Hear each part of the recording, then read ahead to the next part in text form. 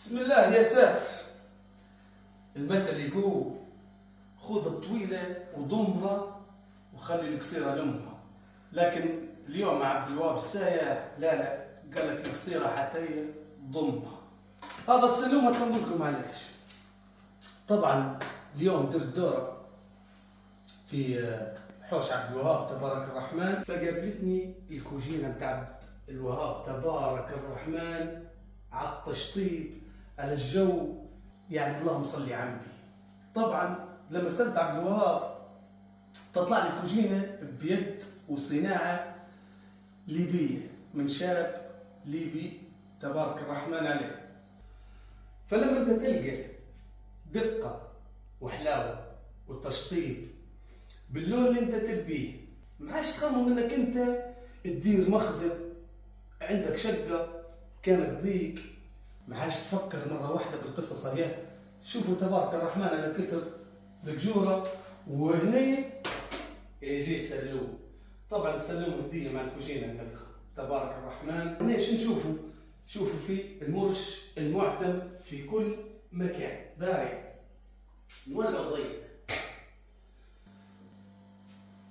تبارك الرحمن على الاجواء. شوفوا الديكورات اللي طلعت، الديكورات في كل مكان. شوفوا بالله، شوفوا التشطيب، شوفوا التشطيب، شوفوا كيف الوضع. وريهم تبارك الرحمن.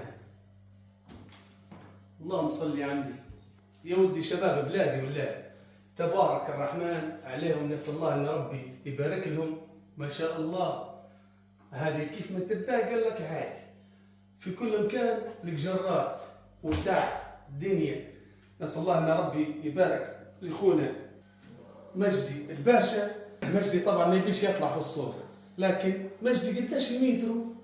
والله يا اخوي وليد الاسعار 450 متر. المتر. والالوان؟ الالوان موجوده، اغلبيه الالوان موجوده، وبعدين حسب الزبون كيف يبي. حلو. اللي بيجيب يقول لك انا من طرف وليد جموم. لا دوك معامله خاصه اكيد. حبيبي ربي يبارك لك. نسال الله ان ربي يبارك له اخونا مجدي، وان شاء الله ربي يفتح له ابواب الخير. بالنسبه لي انا شهاده لله، عجبني التشطيب وعجبني الجو، وان شاء الله ربي يبارك له. فنقول لكم في نهايه المشوار اللي يصلي على الحبيب المصطفى يربح. والسلام عليكم ورحمه الله وبركاته.